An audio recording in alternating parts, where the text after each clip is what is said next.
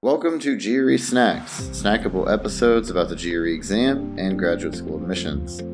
I'm Tyler, the founder of Achievable, and we have an affordable GRE course that includes everything you need to ace your GRE exam. A full textbook, videos on key topics, tons of GRE questions backed by our memory-enhancing algorithm, a built-in study planner and essay grader, and full-length practice exams. You can try it out for free by going to achievable.me, and if you like it, be sure to use the code podcast to save 10%. Now, let's get started. Today, we've got Petia Whitmore from MyMBAPath. Petia, I'd love if you could just introduce yourself.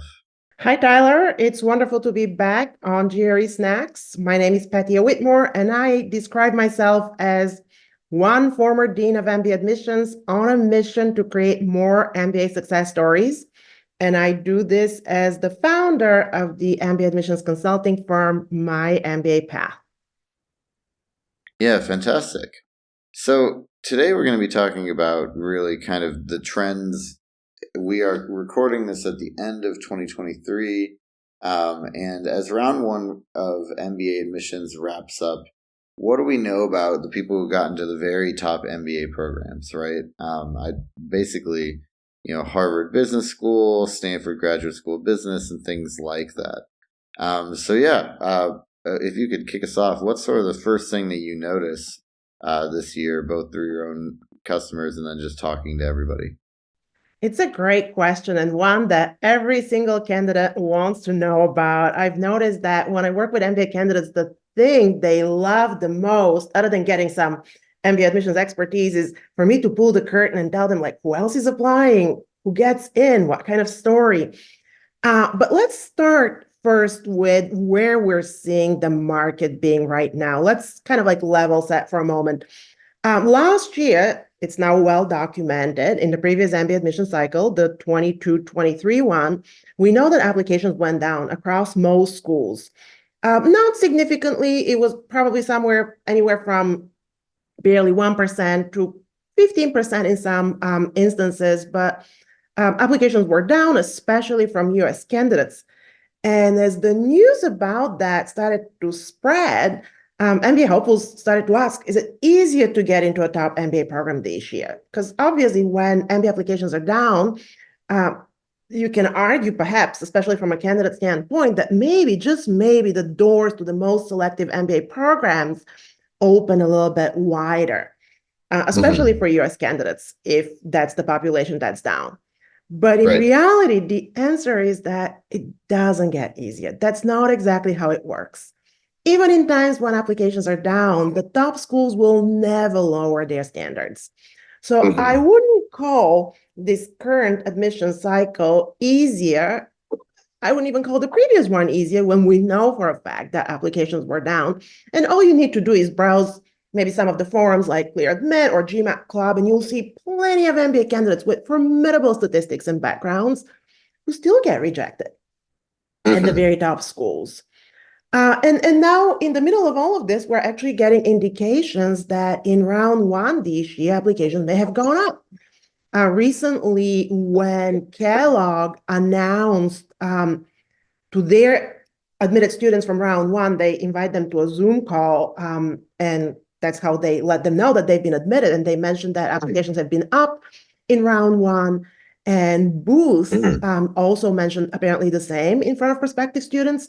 So, well, it's too early to tell if this may be just like a round one phenomenon.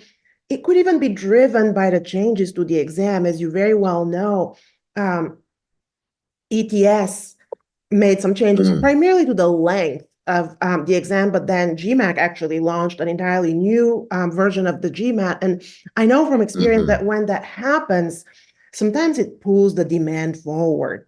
People actually flock to take the test before the changes because they worry about what is it going to mean, how is it going to affect me. I saw this very clearly years ago when GMAT introduced integrated reasoning. So again, you could argue that what's happening in round one might be influenced by that. It could also be the economy. Obviously, it's been a very sort of established trend that when the economy and the labor market are not in great shape, more people go to business school to weather the difficult times. Right. But still, I feel like the current business school admissions landscape does present an opportunity. And it may be the kind of MBA admissions environment where strong candidates will have stronger odds at higher ranked schools.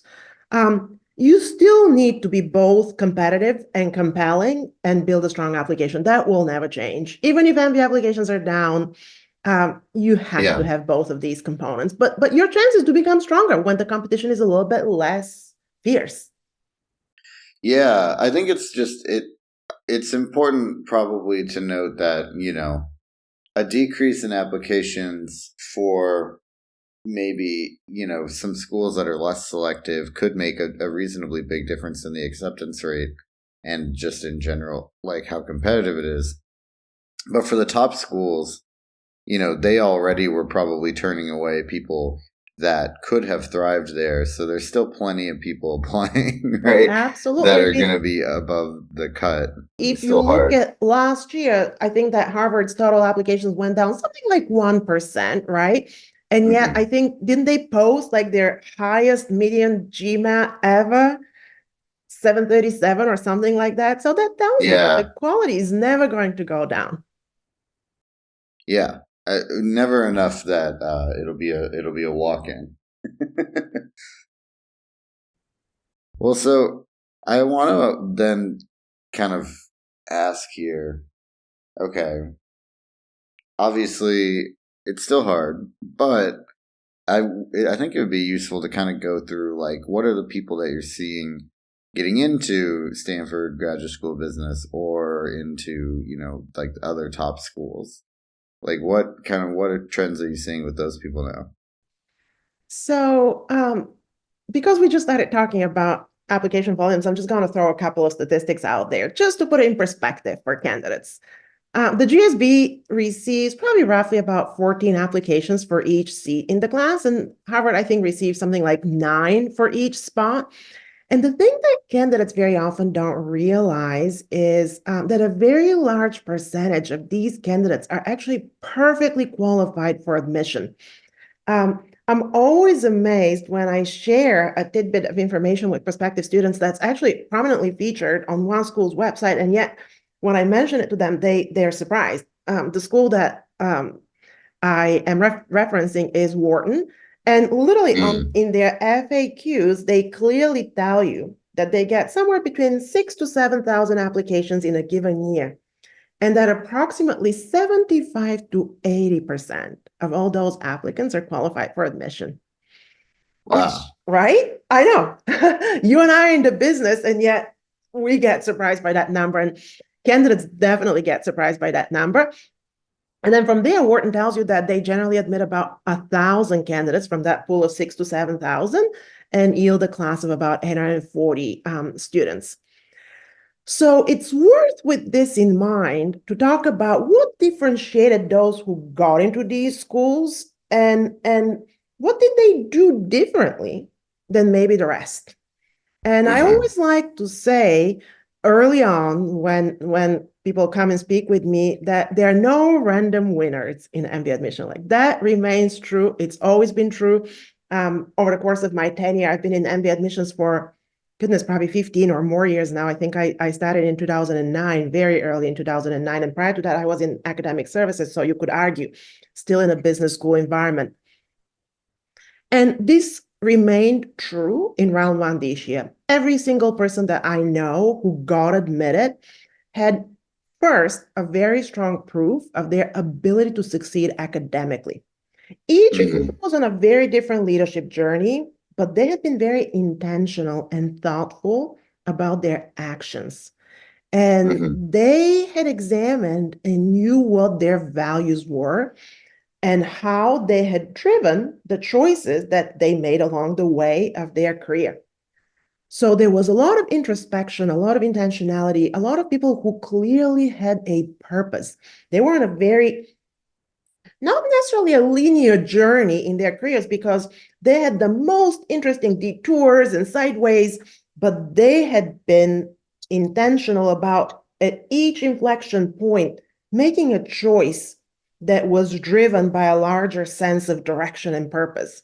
So they didn't simply shoot their shot. I'm sure you've heard that expression very often. Oh, I'm just going to shoot my shot for Harvard. I'm going to shoot my shot for Stanford. And if you look up the definition of shooting your shot, it means to take a chance on something, even when the odds are against you. But again, there are no random winners. This is not a lottery where it's not a drawing. So the candidates who got admitted shot their best shot. One of my favorite management scientists, if you wish, some will probably call him a management guru, Peter Drucker, once said that every grand strategy has to eventually devolve to lowly action. So the MBA candidates who got admitted a couple of weeks ago at the time we're recording this were the ones who didn't just daydream. They didn't hope that they're going to be the lucky ones that the MBA outcomes at these schools select. They didn't bother asking strangers in the online forums to assess their odds.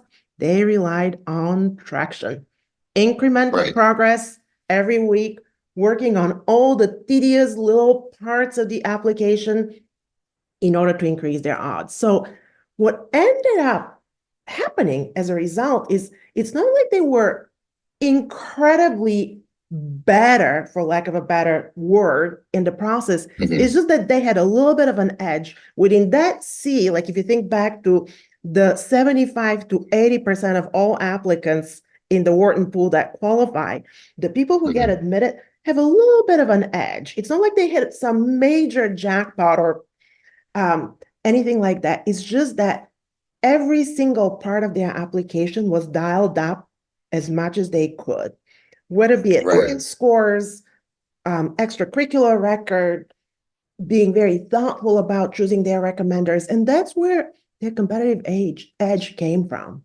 That little, I call it the 10% edge sometimes. And the ones who don't get admitted, it's not like they miss something majorly most of the time. They may have come very, very close, but someone else had a 10% edge. Right. Well, and that's, I think, it's so important when you're trying to apply to these top schools that you understand that it, I mean, I don't know, like on the one hand, like I hate to like use statements like this because they feel like kind of exclusionary and pressuring, but it is true. I think that like your application kind of has to be perfect from your point of view. Like you really need to be like focus on every detail and every part of it. You can't just like phone in, you know, the essay or the letters or even the interview. You have to be very intentional about each piece of it, right? Definitely. And I'm sure you know this because you run a test prep company, among other things. One of the strongest correlating factors with a strong test score is the amount of hours you put into preparation, right? Well, the same is true for the MBA application. The more hours you put working intentionally on it, the stronger it becomes. But when we speak about the very top schools, one thing that I also tell candidates is there's the application, which you can think of, let's put it very crudely. It's your marketing package, right? I mean, it's how you present yourself, but then there needs to be the substance. There's no substitute for the substance, which is your work experience, your leadership track record, your actions over the years. So that substance needs to be there. It needs to stack up in the pile of other candidates who are also applying. Yeah, so let's talk about just sort of like the process that people go through when they're trying to build their resume for this, right? And I think in particular, you know, it seems like in order to be successful, really, for the top schools, you've got to start early, right? You arguably maybe should have even been thinking about this in undergrad, but even if you weren't, you know, to apply to the top schools, you'll be in the best shape if you kind of are starting even like a couple years ahead of time with directing your resume and your extracurriculars and like the organizations that you join and other things like that. Yeah. You're absolutely right. There is a process. And for many of the really strong candidates, that process consciously or subconsciously probably starts years before they decide to apply. it's not unusual for someone to have been thinking about potentially going to business school even when they were in undergrad. I just recently started working with my very first candidate who's getting ready to apply in fall of next year. So that person is starting, 11 months in advance, 10 months in advance. But when I asked how early did you start thinking about business school, the answer was, oh, when I was an undergrad, even though the person was in undergraduate business school, right? Right. So I like to, I have a metaphor for that. I call it forging versus scrambling. The most successful candidates forge their way to the moment when they're ready to submit the application to business school. The less successful ones, even though there are plenty of people who can be scrappy and pull it out, but when you scramble, which is the opposite of forging, that's when you leave a lot more to chance. That's when you miss opportunities to maximize your odds for being admitted. So Well, and it's also just like you're up against people that are doing that, right? exactly. So the round one admits that I worked with did three things particularly well. First, obviously the test. And I'm sure that you've seen plenty of stories about this. You know how candidates come to you, I'm sure, and they have a target score, right? But how often does that target score materialize on the very first take? I'm curious, like, do you have any statistic about that by any chance? I don't have a statistic about that. I think it depends so much on it depends on three things. Like number one, what was their score coming in? Two, what's their target? Three is also whether, their first attempt was like, this is it, or their first attempt was like, I'm just gonna give this a shot and then I figure that, I'm gonna probably do a second attempt. Yeah. Yeah, so I don't really have a statistic for it, but it's pretty rare, I think, that people get if they're applying to the top schools, you probably want at least 700, usually more like 720 to 740 on the GMAT, and then on the GRE you want equivalent scores. And it's pretty hard to get those scores even on the first try, no matter if you're like one of the smartest people, right? It's just, you have to get used to the test, and you have to kind of like understand like the question types that you need to work on and all that good stuff. 100%. And that's exactly what my candidates experienced. Everyone who got admitted in round one had started preparing for the GMAT or GRE early, and they had plenty of runway for retakes when needed. And they were done taking the test at least a month, maybe at least 6 weeks before the deadlines. That doesn't necessarily mean that they had gotten their ideal score. There were people that certainly applied with scores that were below the median, but they had done their best. They knew they had done their best. And then in the weeks before the deadline, they focused on their MBA application materials. So that was the first thing that was uniform across everyone that I worked with that was successful at these very top schools. And then the second thing was, like we spoke a little bit earlier, the amount of hours of effort that went into their applications. Many of them started working with me months in advance. Usually in the first quarter of the year, so January, February, March, they didn't have their target score yet, but they knew what they were aiming for. They knew what schools were on their list. And starting so early meant that we had ample time to identify ways for them to bolster their leadership track record even further. So they came with a strong track record, because you can't replicate, you can't create a track record in 10 months, but you can certainly strengthen it in very meaningful ways. And I think that that's a point that's worth kind of double clicking on, if you wish, because sometimes candidates will say, but isn't it too late? Isn't the admissions committee going to sort of think that I'm intentionally doing this?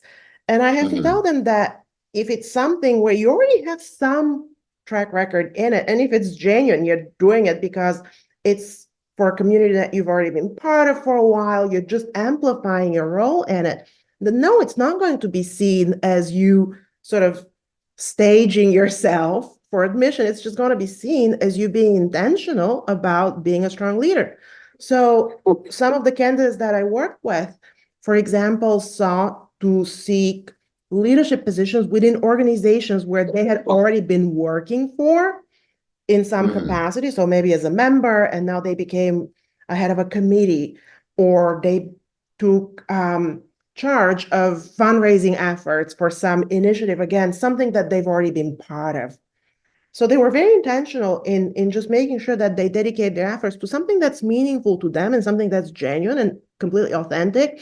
But that kind of shows that continued commitment to, I call it something bigger than yourself, because it can't just be all about you. I mean, leadership is by definition about others. So that was the second thing that those round one success stories had in common. And then the third thing is something that, again, candidates sometimes misunderstand, because the MBA admissions process is so just fraught with anxiety, so competitive, and they focus on their application and on proving that they're the kind of person that the school wants to admit. But the people who had success in round one, in my experience, actually had a vision of what kind of person they were going to be 10 years from now. They were able to communicate that vision, and they were able to portray very clearly how they were going to show up on campus now and then as alums later. And this point is really critical and very often overlooked by candidates, because in the end, this is what you're selling to the school, especially the very top schools, not simply who you are now. We are going to be as a student, we are going to be as an alum, and a carrier of the brand for years to come. And that vision is also what helps candidate when the going gets tough, which it does for every single person. One of them sent me the most heartwarming emails after the submission of the round one application for that person, saying, I feel great about what I submitted. And most importantly, I've actually started to crystallize my thoughts with respect to my next 10-year goal. And I'm so appreciative of the exceptional and thoughtful guidance I got from you, Petia, to get to that point. It wasn't an easy process, because it's actually, people don't come with a crystal clear notion of who they want to be. It's a messy process, but it's very important to think about it this way, and to think about the MBA simply as a step in the process of who you're going to become. Well, it's also so important, I think, to have that vision, because then it already helps you with one of the other major things that you need to have in the MBA process, which is not just a great track record, but a great story. Yeah, right? A great story. And I feel like, that's the vision is necessary almost for the story. 100%. But one point I'm going to make, because when I start talking about this, candidates sometimes get carried away, is that vision can't be a pipe dream. It cannot be simply a grand vision of how you're going to make a difference in the future. It has to be grounded in the candidate's track record. There's a reason why Harvard talks about one of the qualities that they seek in a candidate being a habit of leadership. And a habit means a repetitive sequence of actions, right? Something that you do habitually. So it can't be just a big dream. I joke sometimes with candidates that no one is getting admitted to the very top schools on a promissory note. This is what I'm going to do. You have to link it to your past actions. Well, and it has to be like, I don't know, and maybe you can argue with me on this, or you could correct me, but I feel like if you say that your goal is to become, president, or to eventually take over Amazon, or to build a company that's a $1 trillion company like Apple or Amazon. I mean, those are goals that maybe just unrealistic for anybody. And so I wonder, sort of, it can't be a pipe dream, but you obviously have to present an attractive vision. Is it about just kind of trying to be realistic, or should you maybe be a little unrealistic? What do you recommend? Here's how I like to talk about it. And one thing that I always emphasize with candidates is that, so it comes down, if we break the vision into two parts, the two parts will be your short-term career goals and your longer-term career goals, or kind of like the more visionary goals, right? For your short-term career goals, you definitely want feasibility to be there. Because the MBA, even from the very top schools, is not some great equalizer where it's going to open every single door you knock on. There will still be requirements for what kind of pre-MBA background and transferable skills you need for the companies that recruit in a certain area to recruit you. I mean, no one is going to break into product management without ever having touched anything tech related before. No one is going to go into investment banking without having the kind of experience that the recruiters expect, right? So your short-term goal has to be feasible. It's also what schools get measured on. Like 50% of the US News and World Report ranking relates to placement, which is percentage employed at graduation, 3 months post-graduation, and then salary and bonus. So this is really critical. For the short-term vision, for the longer-term vision, it can be aspirational. And obviously these schools want to see people who dream big, but it still needs to be connected to your record. And the why behind that vision is actually way more important than the actual vision. And what do I mean by the why? I very often advise candidates to think about it not from the perspective of what is the actual end goal, like, oh, I want to be a CEO of Amazon, but what is a business or societal problem that they feel uniquely positioned or compelled to solve? And then your vision becomes very personal to you. So again, what is a business or societal problem that you feel uniquely positioned or compelled to solve? When you have that component added to both your short-term goals and your long-term vision, it becomes very personal to you and it becomes much more believable. Yeah, well, and I think it's also, like you say, personal to you. I feel like that's the other of all the things that we've already told you to think about. That's the other thing that is really important to think about, is everything in your application really has to be like personal to you, and people need to feel like they're getting a unique angle and a unique thing. If you're just, I mean, and maybe you should try to aspire to do better than get a job at McKinsey afterwards. But at the end of the day, right, like you just need, like, in your essays and in your application, to kind of try to be unique, not overly unique, like for the sake of it, right? Like, but definitely, like, just be yourself. 100%. And that's sometimes one of the hardest things to do. So very often candidates will ask me so what do these successful admits that you work with, what do they write about in their MBA essays, right? I mean, that's a question that we very often get asked. And it's a valid question. But the thing is that given how open-ended the Stanford and Harvard essays particularly are, Wharton is a little bit more straightforward, like more to the point, if you wish. But with Harvard and Stanford, you have such wide berth to decide what you're going to talk about. So candidates always want to know what kind of essay they should write. And the truth is, no two Harvard or GSB essays are ever alike. And it's getting to a really strong essay is a very messy process. It can be really painful at times because, like, you introspect, you go in so many different directions, you try to figure out what are your pivotal moments, your inflection points. And then the hardest thing that I very often see in candidates is the ability to make a point with a story. So I'll give you an example. Actually, someone came to me very close to the round one deadline and they call it a sanity check, right, of their Harvard essay. And the entire first paragraph was statements.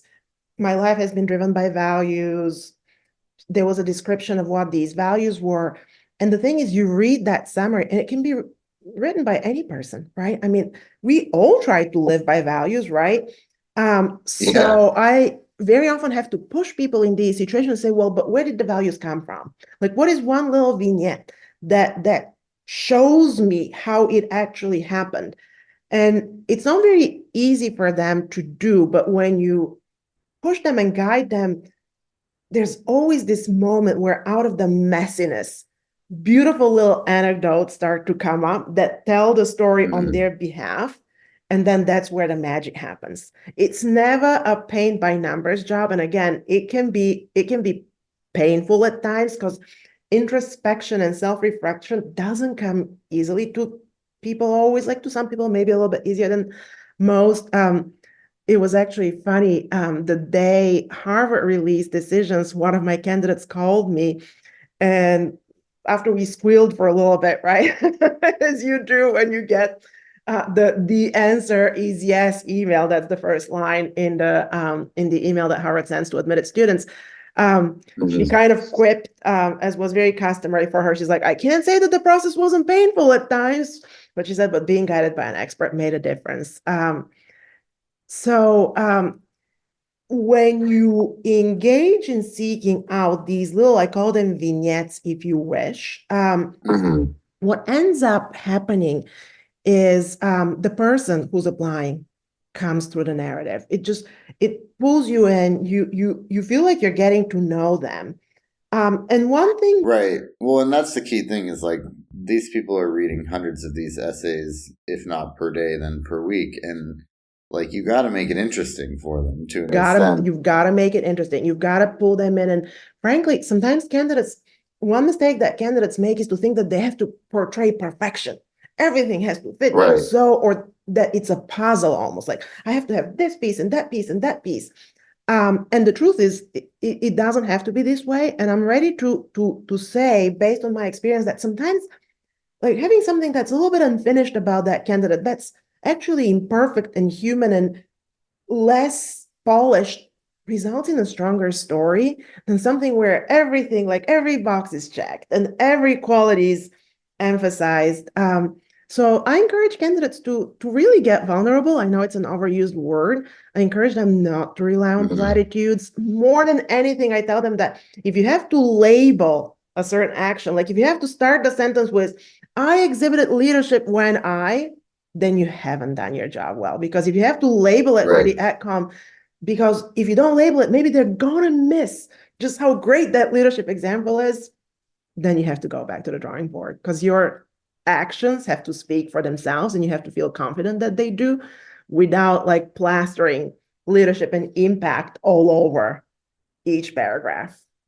Well, right. And I mean, I think show not tell is kind of always the rule with these things, right? Like if you're saying I have leadership skills in your essay, I mean, you've already lost at that point. Like you really need to be a lot more focused on telling the story and letting that story show the skills, right? I often quote Margaret Thatcher, who famously said back in her day, being powerful is like being a lady. If you have to tell people you are, you aren't. Yeah, exactly. So then I feel like that was a good way. Like, I feel like we covered the essay pretty well. I mean, what are the other things that candidates that are getting admitted to these schools, right, that you've worked with and otherwise, like, what do you think that they're doing to kind of set themselves up for success here? No, that's a very good question. And again, there's a thread that I consistently see. The strongest candidates realize that no one is entirely self-made. So one thing that they do very, very well is they surround themselves with resources. They have mentors, they have peers, and they've had them for a while. They have managers who support them. They very often join organizations such as Forte or MLT or maybe the consortium. They tap their alumni network from undergrad. They engage with target schools and with organizations that are dedicated to them. Like, for example, if they're veterans, they'll connect with the Veterans Club at each school. They speak to students and alums and they kind of win them over and they become a resource for them. And of course, they often choose to work with an MBA admissions consultant. And it's not because they're insecure or they can't manage the application process on their own, but because they recognize the power of having a champion and especially the power of having someone with actual admissions expertise who can guide them through. And it becomes not really about finding shortcuts, as much as it becomes finding the long cuts, the places of the MBA application process where you should be dedicating really significant efforts, your story being one such place, right?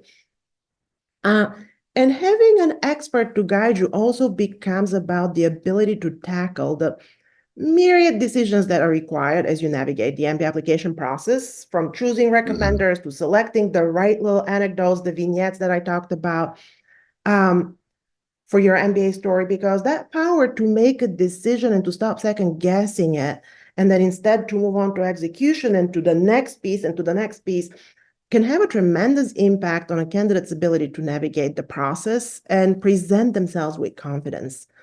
Right. Well, and also it just is nice because when you're doing this stuff, oftentimes you're not coming at it with the perspective of other applications, right? Like you haven't seen anyone else's application, versus a consultant has seen probably hundreds and some of them have seen thousands. And they can, and they've got a lot more data and a lot more context than any individual like applicant could possibly have. No, that's absolutely true. And in my particular approach, one thing that candidates find extremely helpful is that I actually don't feel that as a former AdCom, I know that the schools and the MBA admissions committees are not looking for a very rigid picture of a candidate to emerge, that there are so many different flavors and variations of what a great story could be. So when I guide candidates this way, it kind of removes the anxiety. And they very often, it's interesting, it's a consistent thread. When they leave me testimonials, they very often talk about how they felt that they could present themselves authentically and they didn't feel the need to be anxious to play into a certain stereotype or a certain type. They didn't have to typecast.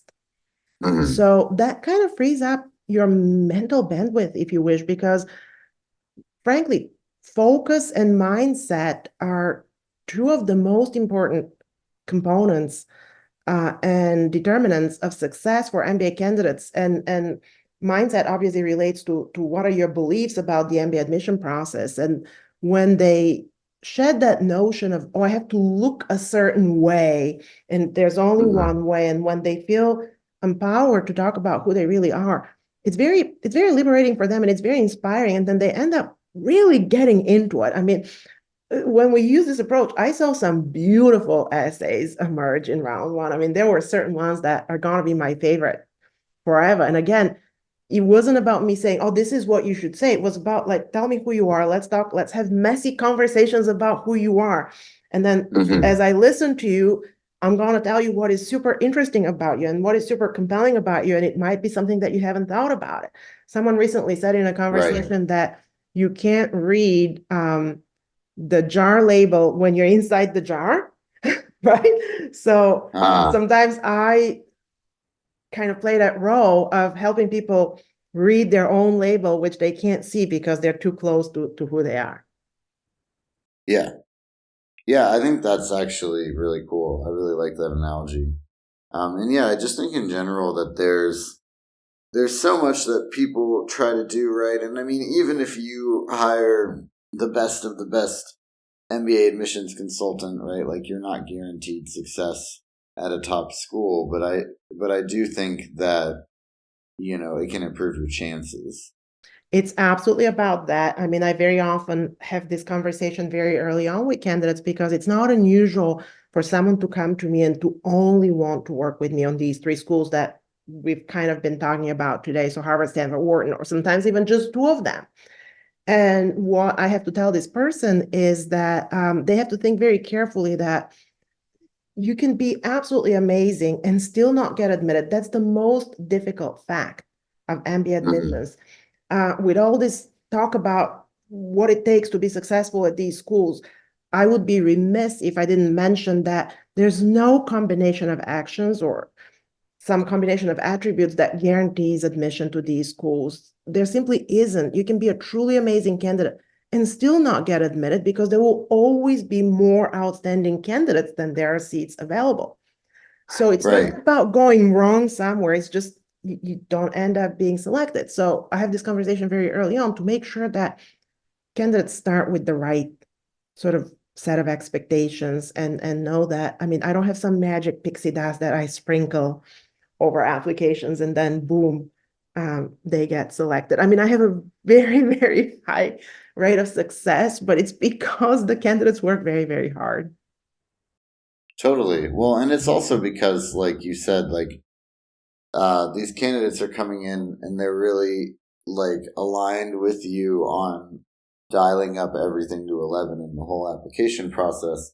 I mean, I think the thing that still sticks with me from earlier in the episode is when you said that 60 to 70% of people that apply to Wharton would be successful there. That basically means that, it's not just about putting forward an application that you feel like is at up to Wharton's standards or that Wharton would be happy to admit you. You have to also then, beat out, even then your odds are still, 7 to 1 or 10 to 1 to get in, right? Even if you meet that bar. So you can never really count on anything, but you do need to kind of tune up every single piece, like big and small, of your application to try and reach that point. Absolutely. And you have to diversify your odds.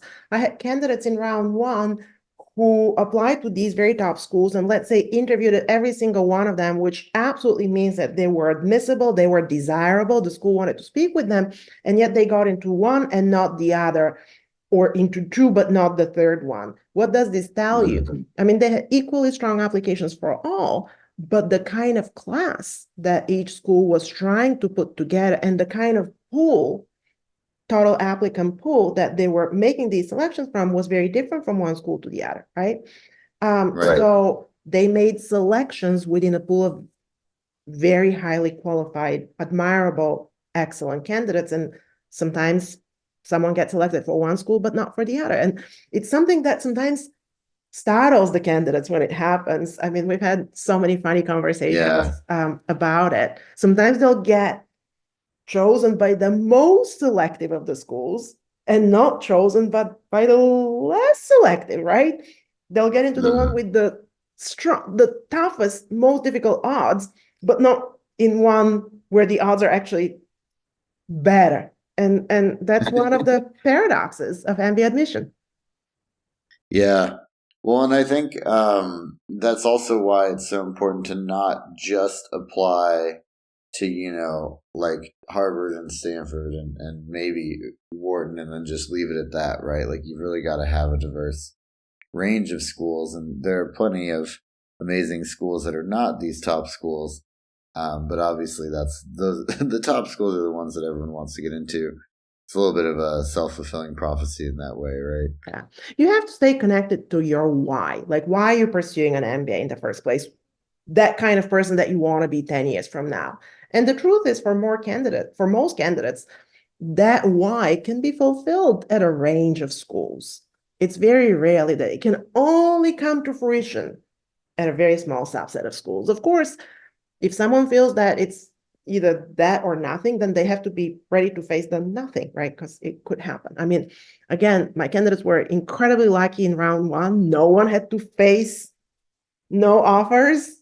If anything, they had what I call champagne problems. I have a gift that, and they know that there is a gift coming, which is a little meme of a champagne that they get when they get their second admission. Oh, that's fun. I like that. Well, great. So then as we kind of wrap up here today, are there any sort of closing thoughts that you have for people that are trying to go to the top schools, Harvard, Stanford, Wharton, etc.? Honestly, I'm going to say to them to consider the race as having already begun, right? Because I mentioned earlier how I'm already working with people who are applying in round one next year.